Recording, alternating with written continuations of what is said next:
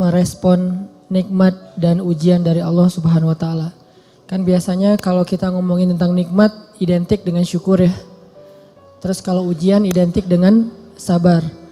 Tapi gak selalu kayak gitu keadaannya. Kadang-kadang nikmat itu bisa bikin kita GR.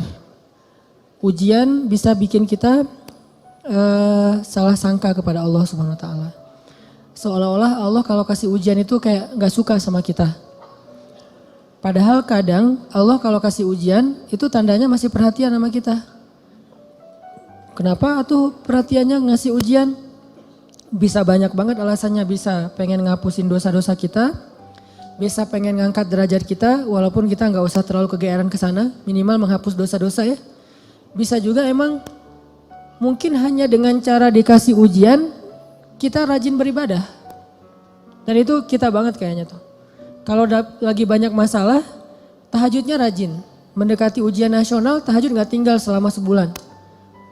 Hari ujian nasional terakhir, malamnya udah gak tahajud lagi. Kan kita banget nih. Nah orang yang tipenya kayak gini kadang emang cara untuk biar dekat ke Allah emang dikasih ujian. Makanya jangan jadi tipe kayak gitu. Walaupun ada orang lain yang soleh tapi tetap dikasih ujian. Kenapa?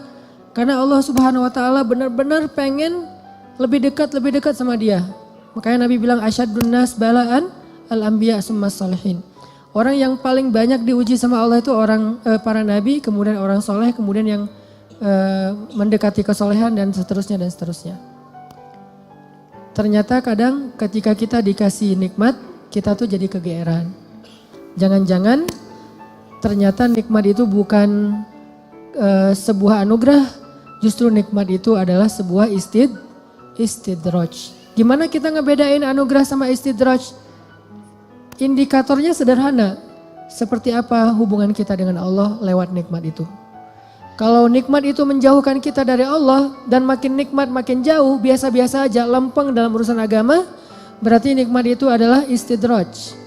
Kalau nikmat itu bikin kita makin bersyukur, bentuk syukurnya bisa makin dekat ke Allah dalam bentuk ibadah, bisa juga makin banyak manfaatnya ke orang lain dengan berbagi, berarti nikmat itu adalah anugerah.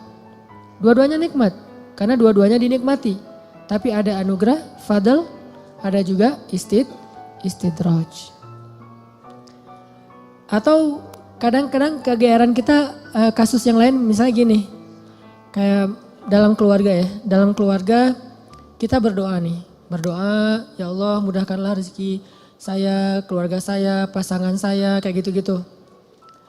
Atau anak kita sakit, terus kita berdoa, ya Allah sembuhkanlah anak saya. Yang berdoa malam itu bukan cuma kita loh. Orang tua kita berdoa, pasangan kita berdoa. Kadang sampai pembantu juga berdoa. Tiba-tiba Allah kasih kita nikmat lewat doa ini. Misalnya anak sembuh, misalnya kita lulus ujian, misalnya dapat kerjaan. Terus kita tiba-tiba kegeeran. Ya doa saya diijabah banget ya. Di sini nih kegeerannya nih. Apa ini enggak husnuzon Ustaz? Husnuzonnya kalau Allah maha baik ya. Mau mengijabah doa orang yang tidak layak diijabah. Ini husnuzon. Kalau kegeeran, ya alhamdulillah saya orangnya layak diijabah doa ya. Doa saya itu cepat banget diijabah, lu baru semalam doa, hari ini udah ijabah. Kalau yang diomongin adalah kitanya, itu kegeeran. Kalau yang diomongin adalah kebesaran Allahnya, itu namanya husnuzon, bagian dari tahadus bin ni'mah. Wa amma bi ni'mati rabbika fahaddis. Yang dibicarain tuh bukan kita, tapi Allahnya. Atau kalau mau lebih nggak GR lagi, kita berhusnuzonnya bukan cuma ke Allah. Allah maha baik plus, oh ini kayaknya ada doa di dalam keluarga saya nih yang diijabah oleh Allah. Bisa doa ibu, bisa doa ayah, bisa doa pasangan, bisa doa bahkan pembantu yang kita nggak tahu diam-diam dia mendoakan kita. Jadi bukan kitanya yang hebat, yang keren, yang soleh. Tapi ada orang lain di sekeliling kita yang soleh kemudian mendoakan sehingga memudahkan urusan kita. Sama kayak dalam dakwah, misalnya saya dengan teman-teman bikin pemuda hijrah nih. Pemuda hijrah ini dulu taklimnya 3 tahun yang lalu paling banyak cuma 30 orang. Selama 8 tahun. Tiba-tiba alhamdulillah Allah berikan keberkahan jadi rame. Kita jadi bareng-bareng sekarang ada ribuan orang misalnya. Saya selalu mention ke teman-teman ini pasti ada orang di antara tim kita nih. Yang dia itu sama Allah itu dekat banget. yang diam-diam malam dia berdoa, gara-gara doa dialah jadi banyak kemudahan untuk kita. Bukan, mungkin yang doa semua ikut berdoa, saya berdoa, teman-teman semuanya berdoa, cuman jangan kegeeran, ya alhamdulillah ya, saya baru doa kemarin sekarang udah diijabah. Ini kalau kita kayak gini, ini agak kegeeran, sesekali wajar. Kalau sering kali, ini gak bagus. Bikin kita jadi ngerasa udah baik, udah soleh. Dan Allah mengatakan, fala tuzakku anfusakum. Jangan kalian menganggap diri kalian udah baik, soleh, suci. Huwa a'lamu bimanittaqo. Allah lebih tahulah siapa yang paling taat.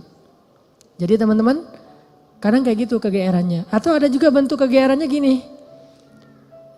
Dia jomblo. Udah gitu ngelamar cewek hafizah 30 juz. Dia tuh belum bisa baca Quran, baru hijrah, tapi diberikan istri hafizah 30 juz. Atau sebaliknya, dia cewek baru berhijab banget, diberikan suami hafiz 30 juz. Udah gitu dia kegeeran, wah berarti saya udah pantas buat dia nih. Atau dia pantas buat saya. Enggak, jangan-jangan Allah sengaja ngasih kita pasangan yang soleh banget, karena cuma dia yang bisa menghijrahkan kita dan memperbaiki kita. Kalau dikasih yang tanggung-tanggung ntar lepas lagi nih.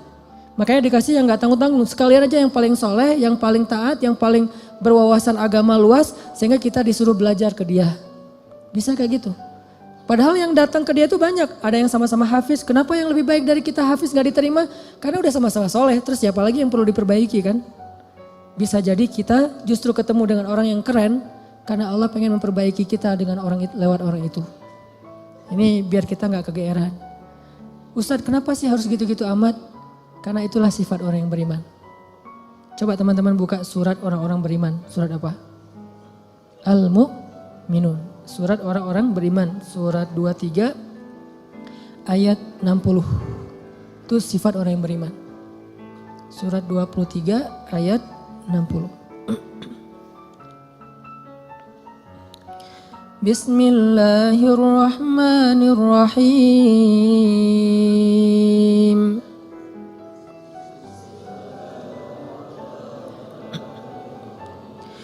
والذين يؤتون ما آتوا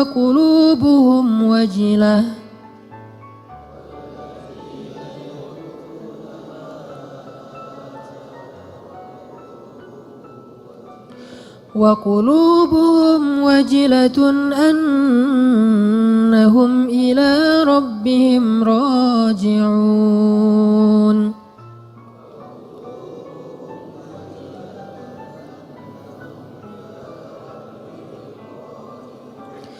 أولئك يسارعون في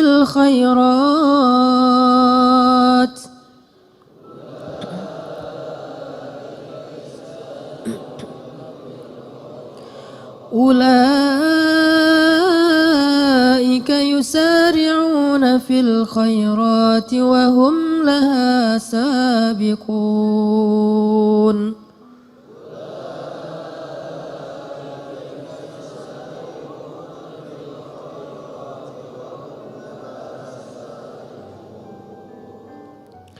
Dan orang-orang yang memberikan apa yang telah mereka berikan dengan hati penuh rasa takut, karena mereka yakin bahwa sesungguhnya mereka akan kembali kepada Rabb-nya. Mereka itulah orang-orang yang bersegera kepada kebaikan-kebaikan, dan mereka itulah orang-orang yang lebih dulu memperolehnya. Ini terjemahannya agak sedikit rancu ya, karena kalau kita baca tafsir bukan memberikan, melakukan. Jadi ketika ayat ini turun, Aisyah nanya kepada Nabi apa tafsirnya. Walladzina yu'tuna ma atau wa qulubuhum wajilah. Dan orang-orang yang telah memberikan apa yang mereka telah berikan, sedangkan hati mereka masih merasa takut. Aisyah nanya, maksudnya apa ya Rasulullah? Kenapa mereka takut? Apakah mereka melakukan dosa-dosa?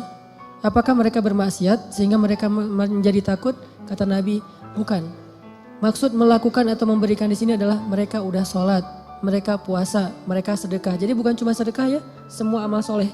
Mereka udah bantu orang, jadi mereka itu udah banyak banget ngelakuin kebaikan, sedangkan hati mereka wajilah, masih merasa takut. Takut apa?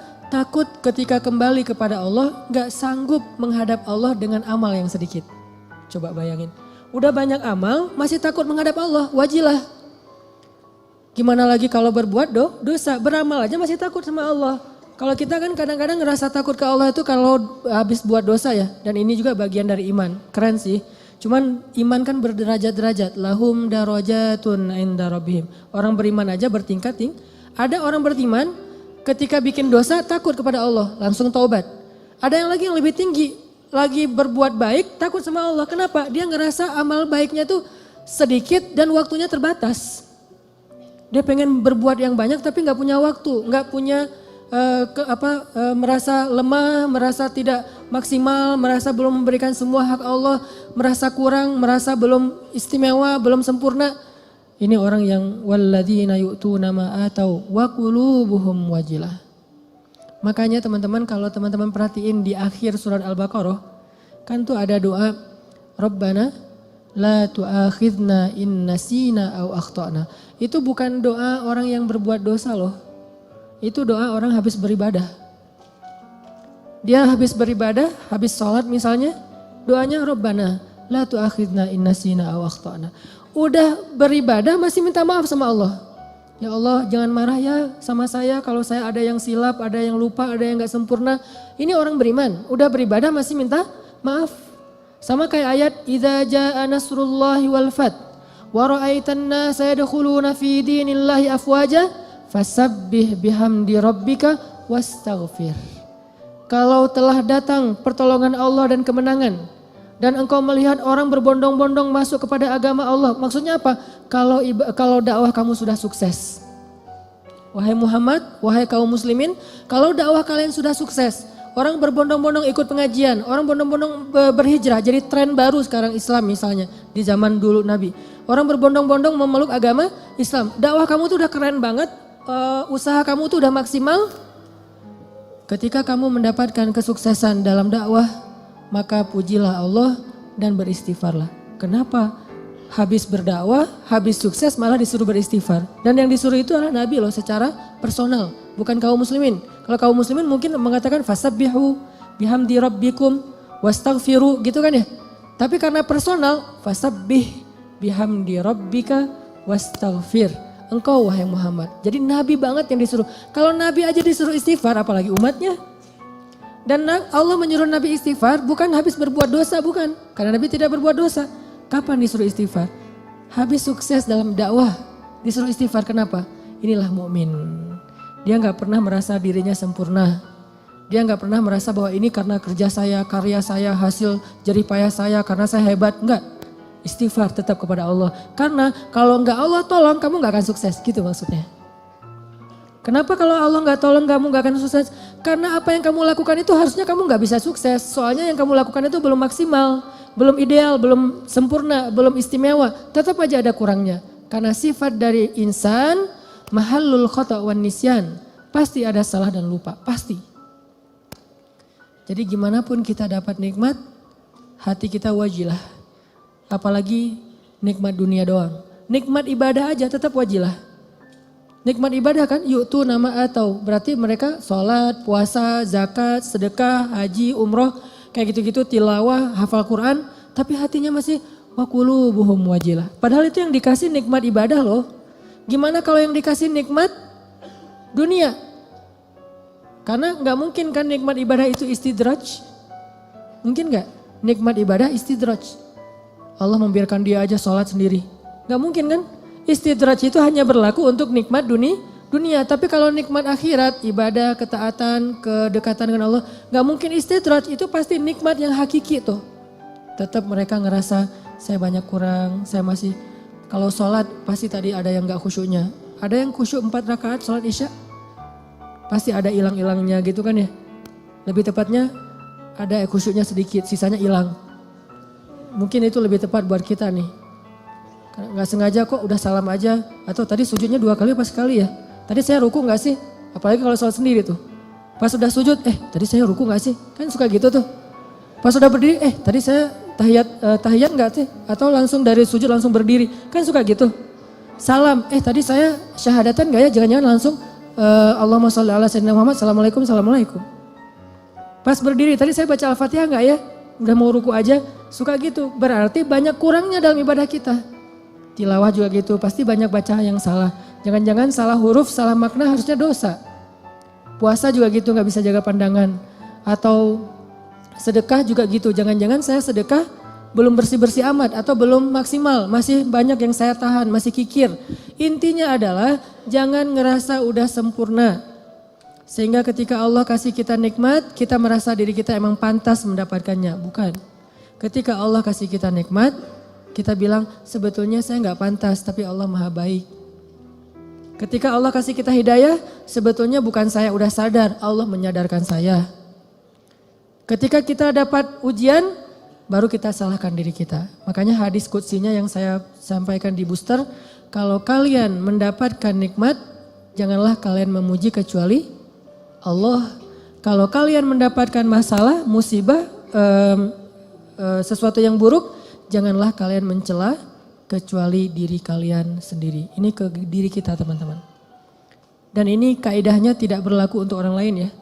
Karena Allah hanya mengatakan untuk diri kalian sendiri, bukan untuk teman kalian. Jadi dalam Islam itu kita dibangun juga persepsi, mindset. Jangan pakai hadis qudsi ini untuk orang lain. Lo banyak dosa tuh. Kok gitu sih? Ya kan kata Allah juga dalam hadis qudsi gitu. Enggak, ini enggak berlaku untuk orang lain, berlaku untuk diri kita. Untuk orang lain selalu berlaku husnuzon. Ijtanibu katsiran minadh-dhon, jauhi prasangka buruk kepada orang lain. Kalau dia dapat nikmat, Masya Allah, Allah sayang kepada dia sehingga diberkahi rezekinya. Kalau dia dapat ujian, Masya Allah, Allah pengen menggugurkan dosa dia, pengen mengangkat derajat dia. Kalau ke kita dapat nikmat, saya sebetulnya gak pantas tapi Allah baik banget sama saya. Kalau kita dapat ujian, emang saya layak diginiin sama Allah, ya Allah ampunkan dosa saya, angkat musibah saya. Terus mana ada peluang buat kita menghakimi orang lain? Kan gak ada peluang. Sesama mukmin, sesama muslim, gak ada peluang kita menjelek-jelekan orang lain. Nah kalau teman-teman perhatikan di surat Al-Mu'minun yang ayat 60 tadi, coba mundur beberapa ayat 55 itu jelas banget. Jadi satu paragraf ini lagi ngomongin tentang bab GR nih. Ayat 55 itu orang yang GR. Surat Al-Mu'minun ayat 55 Allah bilang, ayahsabuna annama numidduhum bihi min malin wa banin nusari'u lahum fil khairati bal la yash'urun. Apakah mereka mengira ketika kami memberikan mereka banyak harta dan keturunan berarti kami menyegerakan untuk mereka kebaikan? Enggak, mereka enggak ngerti kata Allah. La yash'urun itu enggak sadar, enggak ngerti, enggak ngerasa. Jadi enggak selalu ketika Allah numiddu lahum mim malin wa banin, ketika Allah ngasih harta dan keturunan yang banyak, maksud harta dan keturunan itu kehidupannya bahagia, rumah tangganya aman-aman aja enggak ada masalah, maka berarti nusari'u lahum fil khairat belum tentu. Seolah-olah Allah itu sayang banget sama dia, belum tentu. Kalau gitu kita suudzon sama Allah, enggak. Kita tetap berpikir Allah itu maha baik. Terus kalau kita dapat nikmat, itu bukti bahwa Allah maha baik, bukan karena kita pantas. Atau mungkin ini adalah ujian dari Allah. Antara dua. Antara Allah emang baik banget walaupun kita nggak pantas. Atau Allah sedang menguji kita dengan ujian yang kita senangi. Dulu ketika masih sendiri, setiap malam tahajud. Ya Allah beri saya pasangan imam yang bisa ngimamin saya. Nggak apa-apa deh yang dibaca Al-Ikhlas juga. Yang penting dia imam. Yang imam, ya Allah beri saya makmum. Mudah-mudahan dia tetap mengamini doa-doa saya. Walaupun mungkin doa saya gak fasih. Doain setiap malam tahajud. Allah kasih nih. Persis kayak bayangan kita banget nih. Spesifik. Hidungnya, matanya, wah segala macam. Gua banget lah pokoknya. Pas udah dapat gitu masih bangun tahajud gak? Atau udah mulai telat-telat dikit? Kenapa telat-telat dikit? Susah bangunnya sekarang. Kalau dulu bangun cuman ngangkat bantal guling atau cuman selimut doang, itu juga kadang-kadang. Karena seringnya selimut udah terbang kemana, bantal guling kemana tidurnya teh. Maceh banget tidurnya. Ada juga pas dia mau bangun, sekarang beda, bukan bantal guling, lengan. Mungkin lengan itu lebih ringan daripada bantal guling. Secara kilonya kayak gitu ya. Tapi rasanya berat, taruh lengan, aduh gimana nih caranya, ntar dia terbangun. Kan saya nggak pengen ngebangunin dia, kasihan, alasan ya modus. Enggak tahajud, atau tahajudnya telat. Atau mulai berkurang, lama-lama tadi tahajud 11, sekarang jadi tinggal 8, 4, 2, tinggal witir doang. Tapi masih lumayan lah. Akhirnya subuh di masjid, subuh di rumah, subuh telat, subuh dijamak dengan duha. Kan bertahap tuh. Udah gitu ngejamaknya kompakan lagi, berjamaah. Jamak subuh sama duha berjamaah sama suami istri, kan kompakan ya. Masya Allah luar biasa, kompak, istiqomah, menjamak. Allah pengen nguji kita lewat pasangan justru. Kadang Allah pengen nguji kita dengan terlalu sibuk dengan kerjaan. Tadinya kita nggak punya kerjaan, nganggur, akhirnya bisa beribadah tepat waktu. Begitu udah ada kerjaan, jadi nggak tepat waktu lagi. Kenapa? Alasannya mulai sibuk, mulai rush, mulai tight jadwal, kayak gitu-gitu. Nah ini artinya jangan selalu kegeeran bahwa Allah sayang sama kita. Bahwa kita layak disayangi oleh Allah, bukan. Mungkin antara dua, Allah emang baik banget atau Allah pengen nguji kita dengan nikmat tersebut. Jadi di sini disebutkan ayah sabun, apakah mereka mengira annama numiddu lahum min malin wa banin nusari'u lahum fil khairat bal la yash'urun. Mereka pikir kalau kami udah ngasih mereka harta dan keturunan berarti kami menyegerakan kebaikan buat mereka? La yash'urun, mereka nggak ngerti. Justru orang beriman di ayat berikutnya disebutkan walladzina yu'tuna ma atau wa qulubuhum wajilah annahum ila rabbihim raji'un. Ulaika orang yang kayak gini nih, yang wajilah, yang ngerasa kurang, yang ngerasa nggak pantas, yusari'una fil khairat. Selalu bersemangat melakukan kebaikan-kebaikan yang lain. Kenapa? Dia merasa masih kurang dirinya. Jadi jangan terlalu kegeeran. Kita boleh bilang alhamdulillah ya Allah mengijabah doa, ya boleh. Tapi jangan bilang alhamdulillah ya saya itu emang doa saya jitu banget. Doa saya tuh emang cepat banget diijabah. Jangan sebutkan saya sama sekali. Kalau dalam kebaikan. Ini kita belajar bertahap. Kadang-kadang gak nyebutin di lisan tapi di hati. Enggak lah ini mah nikmat dari Allah dalam hati gua gitu loh. Wa asirru qawlakum awijharu bih innahu alimun bidatis sudur. Kalian rahasiakan ucapan kalian di hati atau kalian tampakkan dengan lisan, Allah Maha tahu apa yang ada di dalam dada kalian. Gak bisa bohong sama Allah. Terus gimana Ustadz kalau kebersit kayak gitu membatin? Lisan kita mah selalu ngomong Masya Allah ya lu lulus. Alhamdulillah ini nikmat dari Allah padahal gua gak bisa apa-apa. Lisan nih. Hati kita ya emang kamu heran kalau saya lulus. Mulai kan ada sombong tuh. Mulai agak kegeeran nih. Kita kalau muncul itu langsung kita tolak, kita reject dengan apa? Astagfirullahaladzim. Kadang-kadang itu muncul bukan pengennya kita. Yuwas wisufi sudurinas, emang si dia tuh. Si dia bukan, si dia mah keren buat saya. Orang itu, zat itu tuh. Yaitu khannas yuwas wisufi sudurinas. Kita gak pengen sombong, kita gak pengen riak. Dia yang yuwas wis supaya kita sombong. Saya kan pernah cerita, ngimamin. Pengen ngimamin yang paling maksimal. Biar semuanya khusyuk. Kan kalau yang lain khusyuk kebawa pahalanya ke yang ngimamin nih. Allahu Akbar.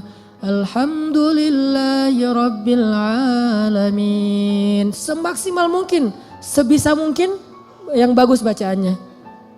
Pas sudah selesai sholat. Yuwaswis. Atau belum selesai sholat. Baru amin. Keren juga ya suara saya muncul. Yuwaswis. Itu bukan saya nggak pengen kayak gitu-gitu amat lah. Yuwaswis, awal-awalnya dulu kayak gitu tuh. Ini saya ngaku nih, awal-awalnya ngimamin, apalagi pas ngimaminnya di Mesir. Karena orang Mesir tuh suka suuzon sama orang Indonesia, dianggap orang Indonesia tuh nggak bisa ngaji. Kan kepancing nih, emangnya orang Indonesia nggak bisa ngaji? No, kasih mic buat gua, gitu. Ngimamin lah nih.